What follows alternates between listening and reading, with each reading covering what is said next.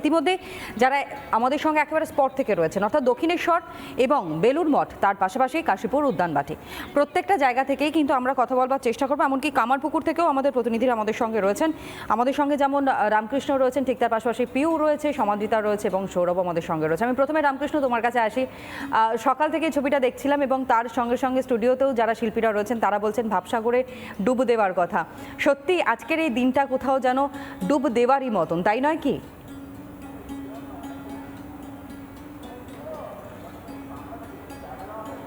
একদমই তাই।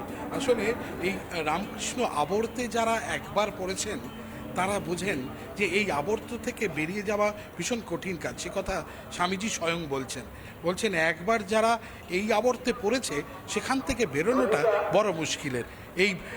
এই বুড়ো সামনে থেকে দেখতে মানে জ্ঞানে টনটনে, হ্যাঁ, সে কথা কিন্তু ঠাকুরকে নিয়ে স্বামীজি বলছেন।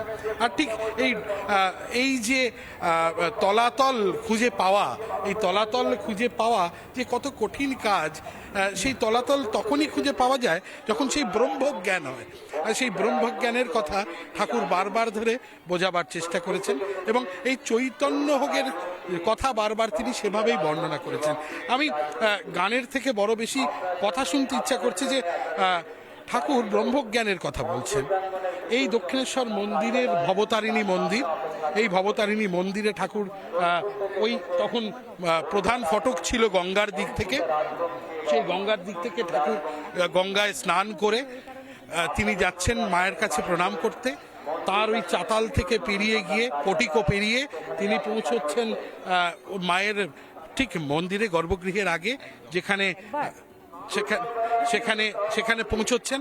তোমার কাছ থেকে একটু জানবো যে খুব ছোট করে যে সেই সময়টার মুহূর্ত, তারপর আমরা সাধারণ মানুষের কাছে যেটা বলছিলে যে ঠাকুর ব্রহ্মজ্ঞানের কথা বলছেন এবং ঠাকুরের কাছে ব্রহ্মজ্ঞান মানে ঠাকুর এমনভাবেই ব্রহ্মজ্ঞানের তত্ত্বকে প্রতিষ্ঠা করলেন যে তোমরা যারে ব্রহ্ম কও আমি তারে কালী কই। এই যে ব্রহ্ম এবং কালী, এই বেদান্তের ব্রহ্ম, সেই যে তন্ত্রের দেবী, দশমহাবিদ্যার প্রথমা মহাবিদ্যা ভগবতী শ্রী দক্ষিণ কালিকা, এই যে তত্ত্ব ঠাকুর এমনভাবে প্রতিষ্ঠা করলেন সে বিষয়টিকে যে আলোচনা করছিলাম যে লরেন কালী মেনেছে। এই যে শ্রীরামকৃষ্ণ এবং শক্তিবাদ এবং তার সঙ্গে বেদান্ত, এই সব একাকার হয়ে যাচ্ছে এই ঠাকুরের এই ঠাকুরের এই পরিমণ্ডল, শ্রীরামকৃষ্ণ পরিমণ্ডলে সে বেদান্ত তন্ত্র সব একাকার হয়ে যাচ্ছে। এবং সবচেয়ে বড় যেটা বিষয় এই মন্দিরের জন্য, যেটা আমার বারবার করে মনে হয়, ভারতবর্ষের মধ্যে বোধহয় দুটি মন্দিরই রয়েছে যেখানে বিভিন্ন ভাব, বিভিন্ন ধারার একটা সমন্বয় ঘটেছে। ঠাকুরের জীবনে আমরা সেই সমন্বয়টা দেখতে পাচ্ছি। ঠাকুর একই জীবনে বৈষ্ণব সাধনারও কতগুলো ধরন গোপীভাবে সাধন করছেন। রামলালার উপাসনা করার সময় তার হনুমান ভাব হচ্ছে, একদম আমরা জানি সেখানে হনুমান ভাব হচ্ছে। শুধু তাই নয়, নারী বেশে তিনি গোপীভাবে গোবিন্দের সেবা করছেন এবং তখন জটাধারীর কাছে, সে জটাধারীর সঙ্গে রামলালা এসছেন, শিশুরাম, তার সঙ্গে সেই বাৎসল্য ভাবের সাধনা এক একটি ভাবের এবং মায়ের সাধনা, তন্ত্রের সাধনা তো জানি ভৈরবী ব্রাহ্মণীর কাছে তিনি 64 তন্ত্রের সাধনা করেছেন।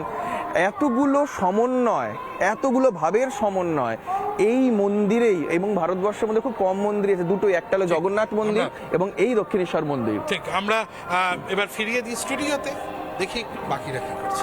নানা ধরনের কন্টেন্ট দেখার জন্য লাইক করুন, শেয়ার করুন আমাদের ফেসবুক পেজ, সাবস্ক্রাইব করুন আমাদের ইউটিউব চ্যানেল। পাশাপাশি অন্যান্য ব্রেকিং নিউজের জন্য অবশ্যই চোখ রাখুন রিপাবলিক বাংলায়।